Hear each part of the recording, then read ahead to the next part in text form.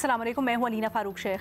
190 million pound के का फैसला एक बार फिर मौखर कर दिया गया है। ये तीसरी बार है, लेकिन जज साहब ने आज आके बताया कि वो 8:30 के आकर बैठे हैं, फैसला लिख लिया है।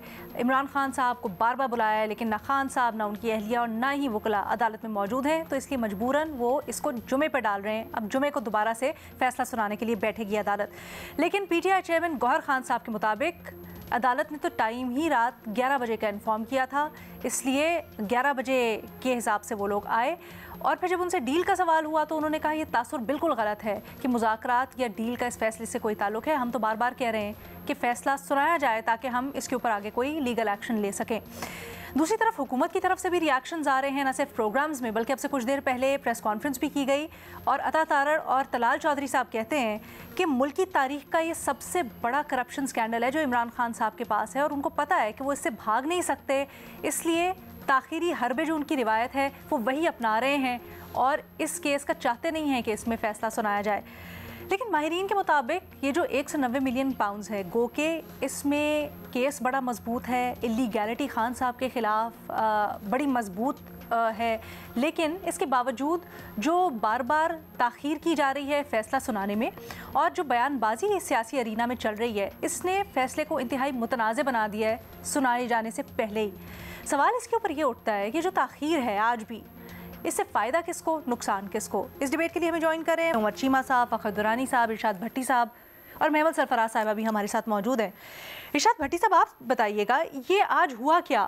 खान साहब को कहा जा रहा है कि 2 दफ़ा कहा गया कि आप आएँ, जज साहब बैठे हैं, वो आए नहीं, ये क्यों ताख़ीर हो रही है? आपके मुताबिक इससे क्या हासिल होगा?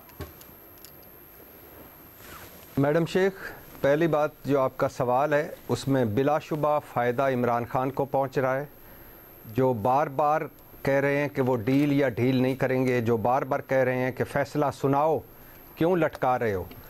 और बिलाशुबा बार बार फ़ैसला लटकाने से मतलब 6 जनवरी, 13 जनवरी और अब 17 जनवरी, 23 दिसंबर, 6 जनवरी, 13 जनवरी और अब 17 जनवरी, जज की और अदालत की साख भी मुतासर होती है, चेमगोइयाँ होती हैं।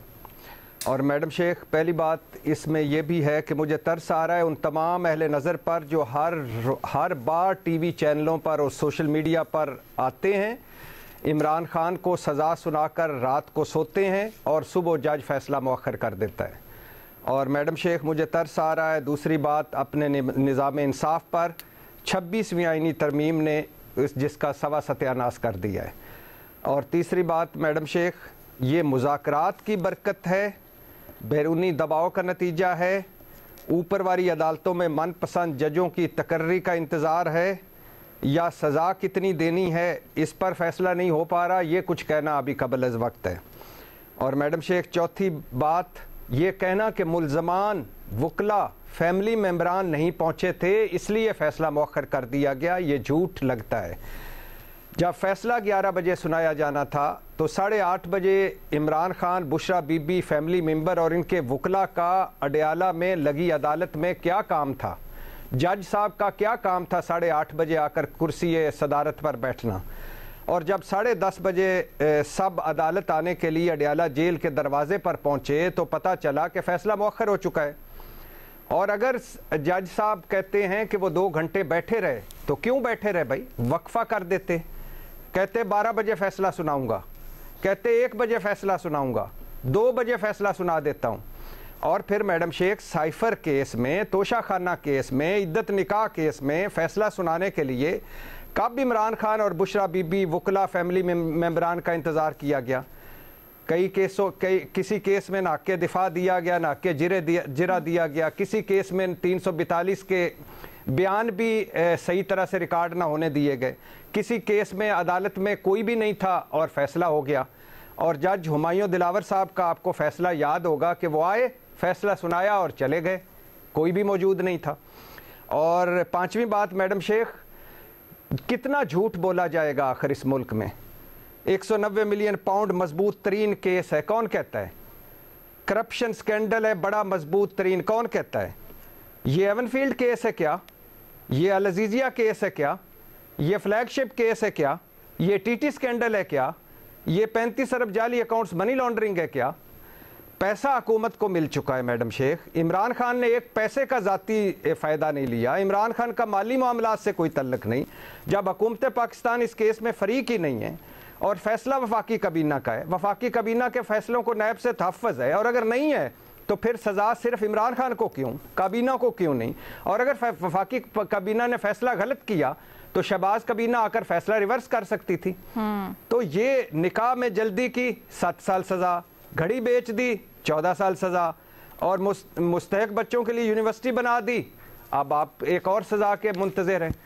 तो जब ट्रस्ट मौजूद है, जब ज़मीन मौजूद है, जब यूनिवर्सिटी मौजूद है, जब एक पैसा नहीं ले गया इमरान खान, और इसको करप्शन स्कैंडल आप कहते हैं। सर ये आपका बड़ा इंटरेस्टिंग आर्ग्यूमेंट है, इसके ऊपर मैं चाहूँगी अगर वक्त हमारे पास बचा आगे जाके डिबेट करेंगे, लेकिन ज़रा पहले बुनियादी सवाल की तरफ जाते हैं। फ़खर, आप कहिएगा, क्या भट्टी साहब की बात से अग्री करते हैं? ये जो सारा का सारा माहौल बन रहा है मौखर होने से फैसला, इससे खान साहब को फ़ायदा हो रहा है? अलीना, फ़ायदा या नुकसान का नहीं पता, लेकिन जो आज मौखर हुआ है इसमें अगर इमरान खान को हुकूमत मोरद इल्ज़ाम ठहराती है तो मेरा ख्याल है कि ये बिल्कुल गलत कर रही है हुकूमत की तरफ से, क्योंकि इसमें इमरान खान का बिल्कुल भी कसूर नहीं है। जिस तरह देखिए माजी में भी एब्सेंशिया में जो है वो सज़ाएँ सुनाई जाती हैं। इन्होंने भट्टी साहब ने रेफरेंस दिया इमरान खान का, तोशा खाना वाले उसमें वो सुनाया गया था, इनकी एब्सेंस में सुनाया गया था। नवाज़ शरीफ का जो है वो अकाउंटेबिलिटी कोर्ट ने एब्सेंस में सुनाया था। तो ये कोई रीज़न नहीं है, मैं समझता हूँ कि जो जज साहब की तरफ से बताई गई है कि वो नहीं है तो इसलिए वो फैसला नहीं सुना रहे। जहाँ तक बात है कि उसको क्योंकि इस टाइम जो अक्यूज़ है इस केस में वो रियासत की कस्टडी में है, जेल इंतज़ामिया की कस्टडी में है, तो जेल इंतज़ामिया ये ज़िम्मेदार होती है अदालत के सामने उसको प्रोड्यूस करने का। तो वो इमरान खान के लिए मेरा नहीं ख्याल कि ये कोई रीज़न है कि वो नहीं आए तो इसलिए मैं फ़ैसला नहीं सुना रहा। ताहम ये जो डिले किया जा रहा है, बार बार डिले किया जा रहा है, इसकी वजह से ये जो एक इम्प्रेशन है वो डील वाला, मैं समझता हूँ कि ये बिल्कुल इससे वाज़े होता है कि ये एक वो या तो इंतज़ार किया जा रहा है कि कोई मुज़ाकरात का कोई नतीजा निकल आए उसकी वजह से, या फिर कुछ इसकी रीज़न जो मेरी कुछ इतलात भी हैं कि कुछ एडमिनिस्ट्रेटिव रीज़न्स हैं जिसकी बुनियाद के ऊपर ये फ़ैसला बार बार मौखर किया जा रहा है। वो एडमिनिस्ट्रेटिव जो रीज़न्स हैं उसकी वजह से भी ये हो सकता है। फिर एक और अगर रीज़न देखी जाए तो ये कल और परसों से एक जो इंटरनेशनल जो एजुकेशन के हवाले से गर्ल्स एजुकेशन की कॉन्फ्रेंस चल रही थी, यहाँ पे 40 से ज़ायद ममालिक के मंदूबैन आए हुए थे। एक रीज़न ये भी हो सकती है कि हुकूमत की तरफ से ये हो सकता था कि इमरान खान को अगर सज़ा हो तो फिर उसका यहाँ पे अगर कोई प्रोटेस्ट वगैरह हुए, ऐसा ना हो कि जैसे शंघाई ताउन तंजीम से पहले कोई इस तरह का जो पहले भी 3 दफ़ा 2 दफ़ा हुआ है ना मौखर, पहले तो कुछ नहीं हो रहा था ऐसा। लेकिन ये आपने जो एडमिनिस्ट्रेटिव रीज़न का, सर इसको ज़रा इलैबोरेट कीजिएगा। अलीना देखें, ये एडमिनिस्ट्रेटिव रीज़न्स जो है ये कुछ ज़रा ये इस तरह वो बता रहे हैं कि कुछ ऐसी वजूहात हैं जिसकी बुनियाद के ऊपर, क्योंकि ये इमरान खान की टीम ये भी कह रही है कि वो फौरी तौर के ऊपर इसको चैलेंज करना चाहते हैं, तो इस वजह से भी ये जो ज़रा ये बता रहे हैं कि इसको सॉलिड और ठोस ग्राउंड्स के ऊपर जो जज साहब हैं वो फ़ैसला लिखने के हवाले से वो सारा वो मौखर किया गया है, ताकि कोई बाद में जाके हाई कोर्ट लेवल के ऊपर जब ये इसको चैलेंज किया जाएगा तो कहीं ऐसा ना हो जैसे तोशा खाना में, या उसको जो बाकी रीज़न्स दी गई थी कि ये वीक ग्राउंड्स के ऊपर केस बनाया गया है, इस वजह से ये उसको फौरी तौर के ऊपर उड़ा ना दिया जाए।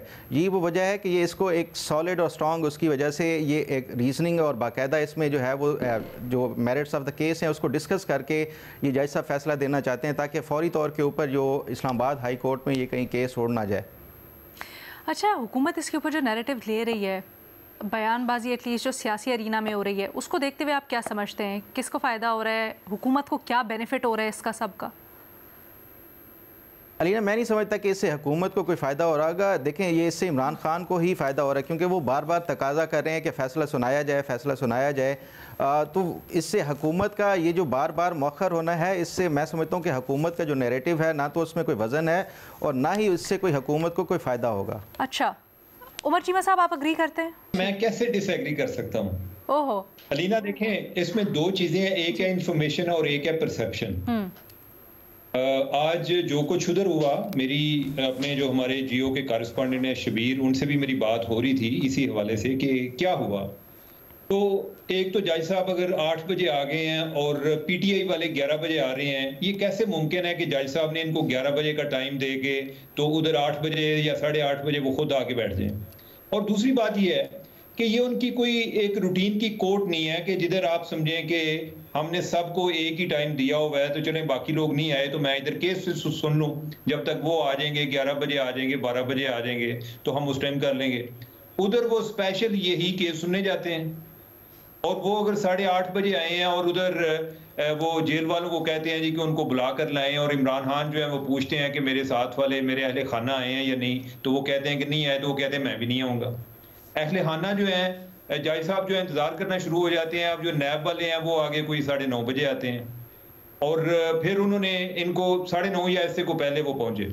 अब वो इनको बुला के और जो जर्नलिस्ट है उनको बुला के उन्होंने कहा कि मैं पिछली डेट को जो 6 जनवरी को हमें इसलिए मौखर करना पड़ा कि को हमारी कोई ट्रेनिंग थी तो इसलिए मैं नहीं कर सका।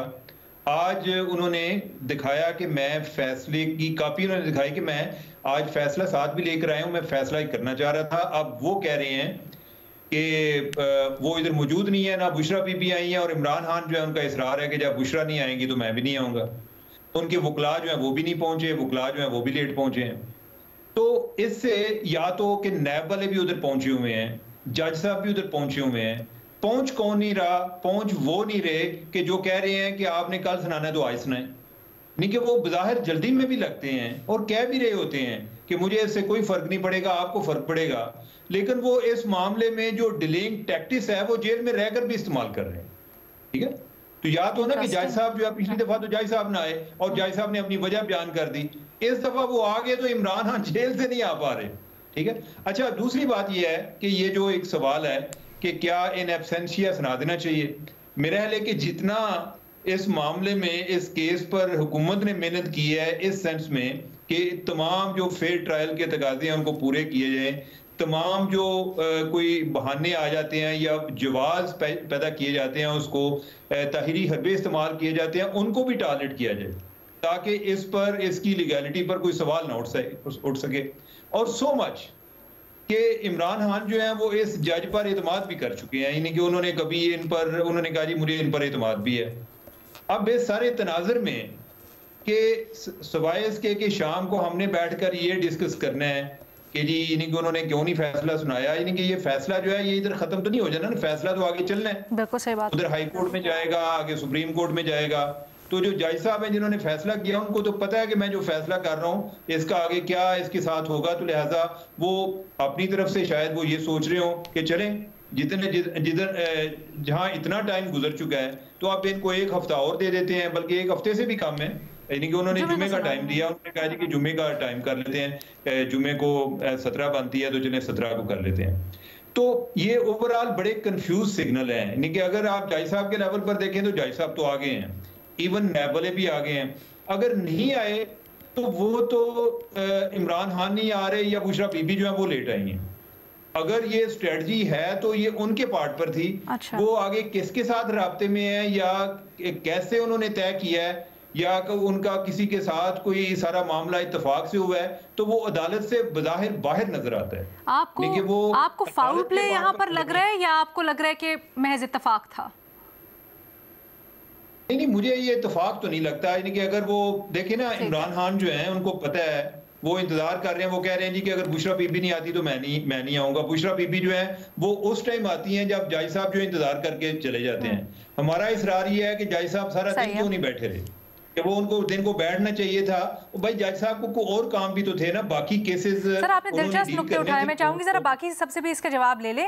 अगर आपने आर्गुमेंट कंप्लीट है, महमल के पास जाते हैं। महमल, आपकी क्या राय है सारे सागा के ऊपर? देखिए रीना, जहाँ तक जो है कम्युनिकेट जो हुआ था वो वाकई ही पीटीआई वकला उनको 11 बजे का ही टाइम अदालत की तरफ से कम्युनिकेट हुआ था। अच्छा, जो बुशरा बीबी हैं वो भी रिपोर्टर्स के मुताबिक 10:45 तक आ गई थी, यानी 11:15 वो पहुंच गई थी। और जो खान साहब ने भी कहा कि वकला और वो फैमिली जब आएगी, जाहिर बात है वो जब उनको सुबह कहा गया तो उन्होंने कहा जब आएंगे और उनको जो टाइम कम्युनिकेट हुआ था जिस तरह 11 बजे का, तो उन्होंने तब आ जाना था। ये जो ट्रायल है या ये जो फैसला है इसको मुतनाज़े जज साहब कर रहे हैं। या तो वो इतनी सुबह आते ना, अगर उन्होंने 11 बजे का टाइम कम्युनिकेट किया हुआ था, अगर आ गए थे तो फिर इंतज़ार कर लेते। अगर इंतज़ार नहीं करना था तो कह देते अच्छा चले मैं, अगर वो बात सही है कि ये जो केस है अनलाइक जिस तरह हमने देखा कि साइफर केस हो या तोशा खाना केस हो, वो दोनों क्यों मुतनाज़ा हुए, क्योंकि उनके फैसले बहुत जल्दबाजी में और इलेक्शन से पहले देने थे और इस तरीके से है। इस केस के ऊपर इसको यही कहा जाता है लीगल एक्सपर्ट के मुताबिक कि बड़ा सॉलिड केस है और इसके अंदर वाकई फेयर ट्रायल के जो है वो सारी चीज़ें तकाजे पूरे किए गए हैं और इवन पीटीआई ने भी इसके ऊपर कोई इस तरह का वो नहीं उठाया कि ये जल्दबाजी में किया जा रहा है या हमें इस तरह नुकसान को पहुंचाया जा रहा है, तो ये उस तरह से भी नहीं है।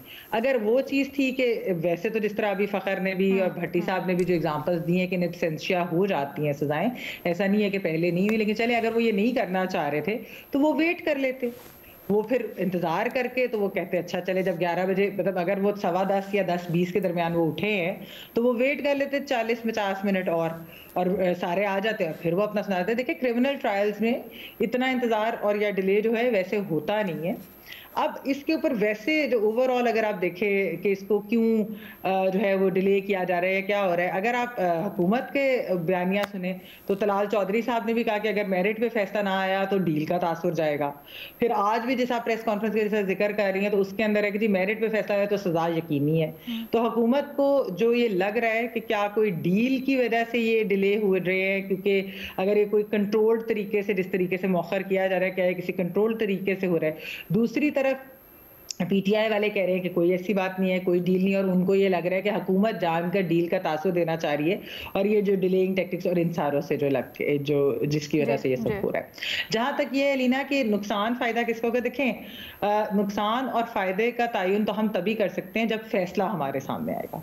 अगर तो देखें फैसले का मतन जो है वो कमजोर हुआ तो फिर तो यकीनन हुकूमत का जो बयानिया है कि जी बहुत सॉलिड केस और सब कुछ जो हमारे पास तो सारा एविडेंस है और इसके अंदर तो इनकी सजा यकीनी है, तो वो उनको नुकसान होता है। अगर जो है उसका मतन मजबूत हुआ और पीटीआई के खिलाफ फैसला है यानी कि इमरान खान साहब के ऊपर आया फैसला, तो फिर उसका नुकसान पीटीआई के एक बयानिए को तो होगा जो उन्होंने बनाया हुआ है, वो चैलेंज तो बिल्कुल कर सकते हैं। लेकिन ये जो नुकसान फायदे का तो एक्चुअली जब तक हम फैसला नहीं देखेंगे तो हम उसका ये तयन नहीं कर सकते। लेकिन सवाल ये भी है ना कि फैसला लेकिन सवाल यहाँ पर यह भी है ना कि फैसला आने से पहले ही उसके ऊपर सवाल उठ रहे हैं, ये एतराफ़ करते हुए कि इस फैसले के अंदर इलीगैलिटीज़ मौजूद हैं, एज इन इस केस के अंदर इलीगैलिटीज़ मौजूद हैं खान साहब के पार्ट पे, लेकिन ये जो सारा का सारा ताख़ीरी हरबे जज साहब की तरफ से केस का ना सुनाना, फिर उसके ऊपर बयानबाजी होना, ये बहुत ज़्यादा गदला कर रहा है मामले को और मुतनाज़ बना रहे हैं। तो जब ये मुतनाज़ हो जाते हैं उसका बेनिफिशरी कौन है? देखिए ना रीना, ये तो मैं यही कह रही हूँ कि जज साहब ने मुतनाज़े बनाए, तो कोई जज साहब से पूछे कि आप भी किसके कहने पे कर रहे हैं, क्यों कर रहे हैं, आपको किसी चीज की जल्दी है, आपका एनालिसिस क्या है? आपका एनालिसिस क्या सिचुएशन को देखते हुए? मैं तो आपको यही बता रही हूँ कि गवर्नमेंट भी ये कह रही है कि ये कोई डील ना हो जाए, पीटीआई भी कह रही है हम कोई डील नहीं कर रहे, वो दोनों इस वक्त यही तासुर दे रहे हैं कि जी हमें नहीं पता कि ये क्यों डिले हो रहा है। जी अच्छा, उमर चीबा साहब आप कुछ कहना चाहेंगे? हमारे तीनों एनालिस्ट को यही लग रहा है कि जज साहब के पार्ट पे मसले मसाइल हैं थोड़े से, खान साहब को नहीं आप ब्लेम कर सकते या पीटीआई को? अलीना मुझे नहीं आइडिया यानी कि किसके पार्ट पर प्रॉब्लम है, मैं तो आपको बता रहा हूँ कि जो एक फैक्ट सामने आ रहे हैं बादियों नजर में। अब जो महमल बात कर रही थी कि पीटीआई को 11 बजे का टाइम दिया गया था, अब पीटीआई का भी रिकॉर्ड इस लिहाज से तो अच्छा नहीं है कि उनके वो अपने मामले में जो उनकी स्टेटमेंट्स हैं बड़ी क्रेडिबल होती हैं।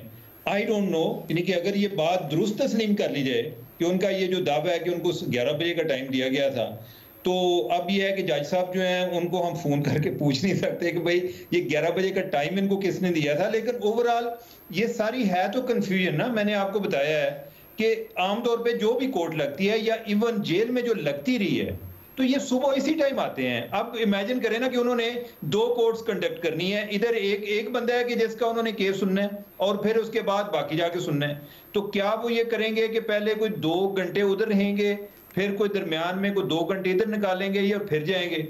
तो एक बज़ाहिर जो कन्वीनियंट तो ये लगता है कि मैं पहले इधर जो अपना केस का फैसला सुनाना है उसके बाद मैं बाकी जाके कोर्ट में। वैसे जज साहब ये भी कह सकते थे कि जुमे तक वेट नहीं करते, कल आ जाएंगे, फिर हम कल सुना देंगे। इंटरेस्टिंग राय सामने आ रही है, लेकिन इसमें मजीद भी सवाल, लेकिन एक छोटी सी ब्रेक के बाद। 190 मिलियन पाउंड के फैसले में जो ताख़ीर हो रही है उसके ऊपर तज्ज़िया तबसरा हम कर रहे हैं।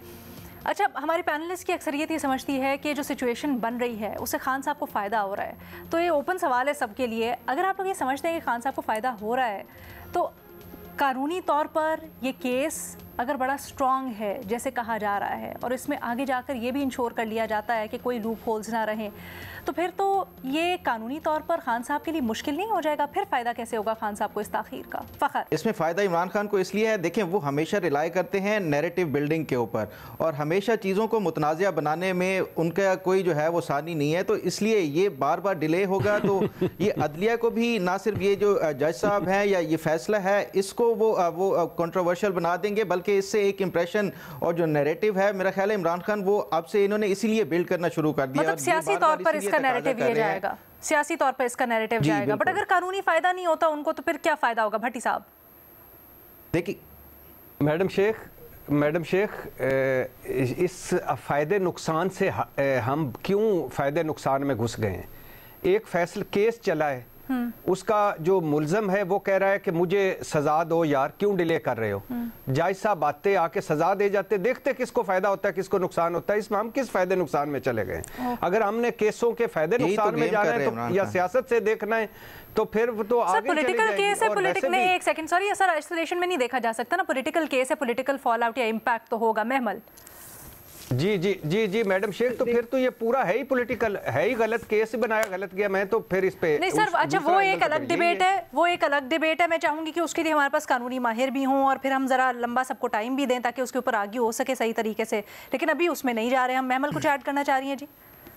देखिए लीना, मैंने कहा कि वैसे तो जिस दिन फैसला आएगा हमें उसी दिन पता चलेगा, लेकिन वैसे जो आप बात कर रही हैं कि खान साहब को इसका जो है वो फायदा होगा, देखिए खान साहब को तो आपको याद है उस दिन उमर ने जो बात की कि 9 मई को वो यही सोच रहे थे कि इससे पीटीआई कैसे निकल सकती है या किस तरीके का बयानिया बने। तो बयानिया बनाना तो पीटीआई के ऊपर मेरे ख्याल में खत्म हो जाता है, वो तो हर चीज। लेकिन ये क्या आप समझते नहीं कि ये निज़ाम इंसाफ उनको अच्छा बयानिया दे रहा है? एक सेकंड भट्टी साहब, मैं सिर्फ अपना एक बात कंप्लीट कर लूं कि वो तो इसको किसी भी तरीके से स्पिन कर सकते हैं कि यानी कि अगर सही सजा मेरिट के ऊपर जिस तरह हम बात इधर हो रही है, बहुत सारे लीगल एक्सपर्ट्स कहते हैं बड़ा सॉलिड केस है, अब देखते हैं आगे फैसला किस तरीके से आता है। हाँ, मैंने जो बार बार जज साहब की मैं बात करी, जो भट्टी साहब निजाम अदल की बात करे, ये जो चीज है ये मुतनाज़े बना रही है कि क्या ये जो बार बार डिलेइंग टैक्टिक्स है ये कोई कंट्रोल्ड उसमें, और अगर जैसा फखर कह रहे हैं कि शायद 17 को भी अगर फैसला नहीं आता तो ये तो फिर पता लगाना भी चाहिए और इसके ऊपर तो प्रॉपर होनी चाहिए इन्वेस्टिगेशन कि क्या वजह जज साहब किस तरह से डिले किए जा रहे हैं। उनको अगर बाद में तो हाईकोर्ट में चैलेंज होना ही है ना, अगर उनका फैसला सॉलिड है, सही है, वो फैसला दे दें, उसके बाद हाईकोर्ट के अंदर चैलेंज हो जाएगा। मैडम शेख, वो आपको याद होगा कि इद्दत में निकाह केस फैसला महफूज था, खावर मानिका साहब उठे और जज साहब ने दोबारा इस्लामाबाद हाईकोर्ट को लिख दिया कि अगले जज को दे दें। तो ये यहाँ तो कुछ भी हो सकता है मैडम शेख, सर कुछ तो भी हौसला रखें, तसल्ली रखें। नहीं सर, वो आप बिल्कुल सही कह रहे हैं, लेकिन मसला ये है कि जिस तरह से चीज़ें आगे चल रही हैं और आप लोग खासकर अगर सियासी अरीना में देखें तो खान साहब इस वक्त मुज़ाकरात की मेज़ पे तो बैठे हैं, लेकिन आगे मामलात किस तरह से चलने इसके ऊपर भी बड़ा सवालिया निशान है कि वो उनके हक में जा रहे हैं मामलात, वहाँ पर भी ये सब कुछ इंटरकनेक्टेड है और उनको नुकसान हो रहा है। एक छोटी सी ब्रेक लेते हैं, मज़ीद फिर इसके ऊपर बात करते हैं ज़रा। हुकूमत और पीटीआई मुज़ाकरात से मुतल्लिक ये वाज़े कर दिया गया है कि न सिर्फ 31 जनवरी डेडलाइन है, मुज़ाकरात में कोई पेशरफ्त उस तक होनी चाहिए, बल्कि हामिद रज़ा साहब के मुताबिक अगर तीसरी मुलाकात में कोई जुडिशल कमीशन के ऊपर पेशरफ्त नहीं हुई या हुकूमत ने कुछ ना कुछ इसमें कमिटमेंट ना की तो फिर मुज़ाकरात को बिल्कुल ख़त्म भी कर सकते हैं या उसमें आगे नहीं भी बढ़ सकते हैं। अभी जो बात हो रही है, क्या ये स्ट्रैटेजी दुरुस्त है? क्या जुडिशल कमीशन का क़याम मामले का हल है? तज्ज़ियाकारों से ये ज़रा जानते हैं। महमल, क्या राय है आपकी? लीना, हल तो ये हो सकता है, लेकिन एक तो 2-3 चीज़ें इसके अंदर मसला है। पहली चीज़ तो ये है कि ये जो डेडलाइन देना है ना, इससे कोई ये डेडलाइन में मुज़ाकरात इस तरीके से नहीं हो सकते, टाइम लगता है बहुत सारी चीज़ें होने में। अच्छा, जो जुडिशल कमीशन का बिल्कुल बना देनी चाहिए, कोई ऐसा मसला नहीं है, लेकिन उसके अंदर भी जो एक प्रॉब्लम है वो ये है कि जजेस के ऊपर क्या कंसेंसस होगी। क्या उसके ऊपर कंसेंसस होगी? पीटीआई मान जाएगी जो गवर्नमेंट जजेस का नाम लेगी, गवर्नमेंट मान जाएगी जो पीटीआई कहेंगे कि इन जजेस को आप लगाएं, तो वो जुडिशल कमीशन के ऊपर जब तक कंसेंसस बनेगी पता नहीं उसके ऊपर कितना वक्त लगेगा, वरना बनाने में कोई ऐसा मसला नहीं है। आपको याद होगा रीना कि वैसे भी जब ये 2013 के भी इलेक्शन में जब पीटीआई ने इतना रिगिंग के एलिगेशंस और इस तरह की चीजें कही थी, तो जब मामलात सामने आए थे, after all that had happened, धरना भी हो गया, सारा कुछ हो गया, तो उसके बाद जब सामने आए तो फिर यही कहा गया कि जी 35 पंक्चर तो सियासी बयानिया था, और उनके पूरे उस बयानिया में से, रिगिंग के बयानिया में से हवा निकल गई थी, लेकिन इवन देन पीटीआई जो थी वो मानती नहीं थी। अच्छा, अब बाखबर सहाफी ये कहते हैं कि जो जो हुकूमत है या रियासत है वो जुडिशल कमीशन 9 मई के ऊपर तो शायद बनाने को तैयार है, 26 नवंबर पर शायद ना बनाए। तो ये भी एक चीज हो सकती है कि ये भी आगे जो है वो रुकावट बन सकती है इसके अंदर। तो अभी तो खैर बहुत सारे मरले तय करने हैं, अभी डायलॉग शुरू हुआ है, 2 राउंड हुए हैं, अभी तीसरा राउंड होना है। तो थोड़ा सा इसको वक्त देना चाहिए दोनों साइड्स को। और तीसरी मुलाकात के ऊपर ये कह देना कि आगे नहीं बढ़ सकेंगे, ये आपके ख्याल में गलत है? जी, मेरे ख्याल में ये इस तरीके की डेडलाइंस और ये चीजें। अच्छा, सबसे गुजारिश है जी, आर्गुमेंट थोड़ा सा छोटा रखें, वक्त हमारे पास कम है। भट्टी साहब। मैडम शेख, एक तो आपको मुबारक हो कि इतवार वाले दिन अडयाला जेल के दरवाजे खुल गए थे और अली अमीन गंडापुर भी मिल कर चले गए और मुज़ाकराती टीम भी। और दूसरी आपको मुबारक हो, हुकूमत बैक फुट पर है और वो जो एक चाहती थी ना कि ये तहरीरी तौर पर मुतालबात दे दें और उस पर हम खेलें कि देखो इमरान खान डील मांग रहा है, ढील मांग रहा है, NRO मांग रहा है। आपने उस दिन पॉइंट उठाया कि PTI वाले कह रहे हैं कि इमरान खान की रिहाई नंबर 1 पे है। गालिबन PTI वालों ने सुना और उन्होंने कहा जब मैडम शेख कह रही हैं तो फौरन उससे निकालो, और उन्होंने कहा भाई इमरान खान की रिहाई का हमारा इस मुतालबात से कोई ताल्लुक नहीं। तीसरी बात मैडम शेख, बिल्कुल है, और ये जो अभी गुब्बारे से हवा निकाल रहे थे इलेक्शन की, तो वो RTS के गुब्बारे से भी तो हवा निकल चुकी है। वहाँ भी कोई कमीशन बना लें अभी एक, और पता कर लें RTS कितनी बैठी थी। और अब मैडम शेख बनाना चाहिए कमीशन, क्यों नहीं बनाना चाहिए? दोनों जजेस को बिठा लें। अगर कोई इस तरह की तफरीक है कि PTI के अलहदा जजेस हैं और हुकूमत के अलहदा जजेस हैं, तो दोनों जजेस को बिठा कर देना ठीक है आपके ख्याल में? नहीं, मेरा ख्याल है, मुझे लगता है मैडम शेख जो मैं अंदर की बातें हैं कि ये उन्होंने मुतालबा तो रखा है, लेकिन हो सकता है कि आगे तीसरी मुलाकात के बाद चौथी मुलाकात पर भी चला जाए। तो डेड लॉक नहीं होना चाहिए किसी भी जगह पे। हुकूमत को अगर थोड़ा सा वक्त चाहिए, अब उन्होंने एक मुलाकात पर इतना वक्त ले लिया है तो थोड़ा सा और दे दें वक्त उनको, चौथी का, पांचवी का, लेकिन कमीशन बना लें, कोई हर्ज नहीं। संडे की बात हो रही है तो चीमा साहब, कल फैसल वाड़ा साहब ने बड़ी धमाका खेज प्रेस कॉन्फ्रेंस की है और बड़े खान साहब को मशवरे दिए हैं। क्या लाइन एंड लेंथ है उनकी बॉलिंग की आपके? फैसल भाई, वो सजा तो आज फिर नहीं हुई मेरे प्यारे भाई, कहाँ हैं आप? सर वैसे आपने कहा था, अगर आप फैसल साहब को जगा ही रहे हैं तो आपने ही कहा था शुरू के प्रोग्राम्स में कि अगर मुज़ाकरात शुरू हो गए तो मौखर हो सकती है सजा। आपके लिए तो मैसेज नहीं दे रहे थे फैसल साहब? नहीं फैसल भाई और मुझे आमने सामने मत करें। अच्छा। भट्टी साहब अचानक बड़े सुराजू हो गए जी उमर। अच्छा, वैसे आइडिया नहीं कि फैसल ने क्या की है। अच्छा, वो खान साहब को मशवरे दे थे, अमंग्स अदर थिंग्स वो खान साहब को कह रहे थे कि मुज़ाकरात को संजीदगी से लें, ये जिस तरह का आप लोगों का रवैया है वो सही नहीं है। क्लब दैट विद हामिद रजा साहब जो कह रहे हैं कि तीसरी मुलाकात में इमरान खान साहब को, फैसल वाडा साहब को अपनी टीम में शामिल कर लेना चाहिए कि ज़रा संजीदगी से मुज़ाकरात करो। अलीना, मेरा ख्याल है कि मुज़ाकरात जो है ना वो एक कट आउट डेट से तो कभी भी कामयाब नहीं होते। ये एक ओपन एंडेड प्रोसेस है। इसमें जब लगता है कि कोई लोगों की इतनी ज़्यादा तवक्कुआत होती हैं, उस टाइम इतने कोई रिजल्ट भी नहीं आ रहे होते। बाज़ का ऐसा होता है कि मायूसी, लोग मायूस हो जाते हैं, लेकिन उस टाइम कुछ लोग हैं कि वो कर दिखाते हैं। तो ये जिस तरीके से PTI वाले मुज़ाकरात कर रहे हैं, मेरा नहीं ख्याल कि इस तरह से मुज़ाकरात कामयाब होंगे। इससे एक गैर संजीदगी भी नजर आती है कि वो कोई ऐसा, यानी कि उन्होंने कोई एक डेट रखी हुई है, शायद ये कि just for the sake of argument कि हमने मुज़ाकरात किए और वो नहीं हुए। मैं तो खैर वैसे आपको पता ही है कि मैं तो शुरू से स्केप्टिक हूँ इन मुज़ाकरात के हवाले से कि ये कोई मुझे जुडिशल कमीशन, अदालती कमीशन हल है।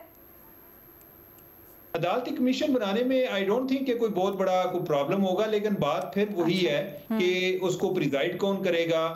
हर एक को अपनी अपनी मर्जी के सच चाहिए, तो उनकी तलाश में है कि अगर मेरा जज होगा तो मेरी मर्जी का आएगा, अगर उनका होगा तो उनकी मर्जी का आएगा। तो अगर तो मेरे ख्याल इसमें तो यही तो सारा मसला है ना सर। फखर मुश्तमिल बेंच बना दे। किस पे सर, क्या कह रहे हैं भट्टी साहब? रिपोर्ट कार्ड वालों पे मेरा और आप दोनों का बेंच बना दे, बाकियों को छोड़े, इंपॉर्टेंट नहीं है इतने। चलिए शुक्र है आपने मुझे रख लिया, वरना भट्टी साहब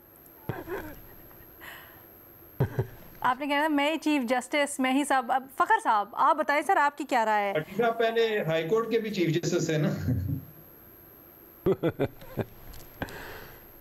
अलीना देखें, मेरा नहीं ख्याल कि ये किसी जुडिशल कमीशन बनाने से ये जो है ये मामला हल हो सकता है। देखें माजी में कितने कमीशन बनाए गए, आज तक हमें तो रिपोर्ट्स का ही नहीं पता कि क्या फाइंडिंग्स आई, क्या कुछ हुआ है।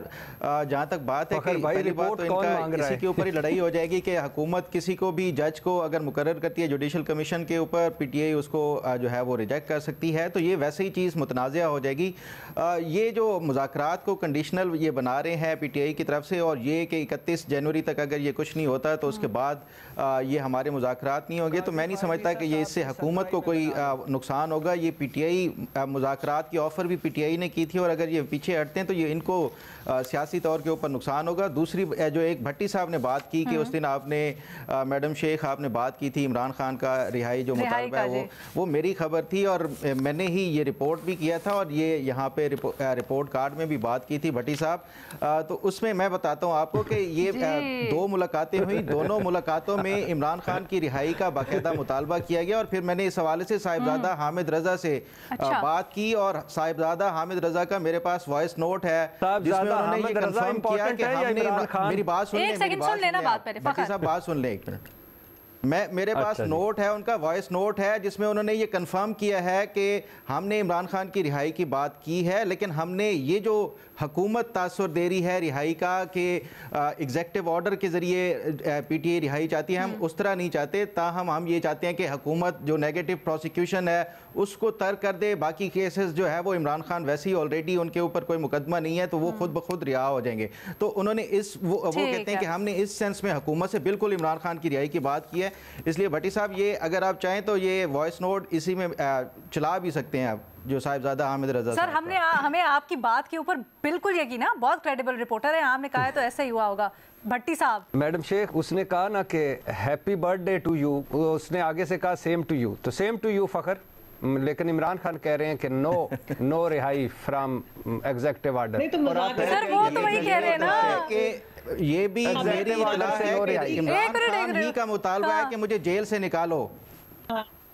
जेल से निकाल नहीं, जेल से निकाल यार, अब तक निकल चुके होते ना कर भाई, वो जेल से निकलना होता तो जेल जाते ही ना। भट्टी साहब अगर इमरान खान के अपने बस में होता तो वो वाकई निकल चुके होते, लेकिन मसला ये है कि उनको निकलने नहीं दिया जा रहा।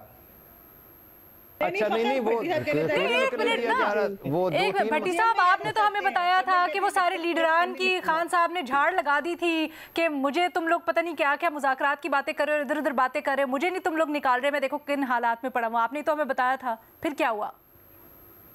मैडम शेख ये अब इस बात पे पूरा रिपोर्ट कार्ड छान मारे अगर मैंने ये कहा हो। भट्टी साहब, मुझे इस तरह भट्टी साहब मैंने निकाल लिया ना भट्टी साहब, मेरी कमजोर याददाश्त है। मुझे आप ये उमर चीमा साहब की लाइन है, वो कोई भी लगाते थे, नहीं नहीं नहीं नो नॉट एट ऑल। खवातीनो हजरात मैंने ऐसा नहीं कहा। भट्टी साहब आपने बिल्कुल ऐसा कहा था। हम भी आपको अभी थोड़ी देर बाद प्रोग्राम में से निकाल के व्हाट्सएप मैसेज आपकी आवाज का भेजते हैं। फिर चले जी, हमारी तो ये नोक झोंक चलती रहेगी। आप लोगों के लिए आज हमारे पास वक्त इतना ही था, माजरत के साथ। इंशाल्लाह अगले प्रोग्राम में मजीद बात करेंगे। अल्लाह हाफ़िज़।